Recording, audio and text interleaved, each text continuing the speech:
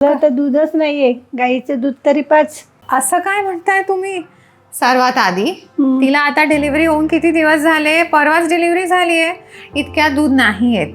आणि जेवढं तुम्ही तिला म्हणाल ना तुला दूध नाही येते, दूध नाही येते, जेवढं ती टेन्शन घेईल तेवढं मग तिचं जे पिट्युटरी ग्लँड आहे ब्रेनमध्ये, तिथून जे प्रोलॅक्टिन, ऑक्सिटोसिन हॉर्मोन्स निघतात ज्याच्याने दुधाचं प्रोडक्शन वाढतं, त्याची कमतरता होणारच because of stress and tension.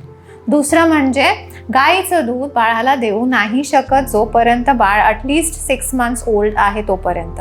बाळाची पचनशक्ती वीक असते, बरोबर. म्हणून आपण गाईचं दूध जर पाजलं बाळाला ॲसिडिटी, ब्लोटिंग, डायरिया पण होऊ शकतं. म्हणून पहिले तर सर्वात आधी हा पॉईंट आहे की बाळाच्या आईला टेन्शन कुठलंच न देता नॅचरली दूध येऊ द्या. समजा जर काही कारणांमुळे दूध नसेल येत तर फॉर्म्युला मिल्क देऊ शकतो. फॉर्म्युला मिल्क आपल्या आईच्या दुधासारखंच असतं, म्हणून it is very light for digestion आणि त्याच्यानेही वजन प्रॉपर वाढू शकतो.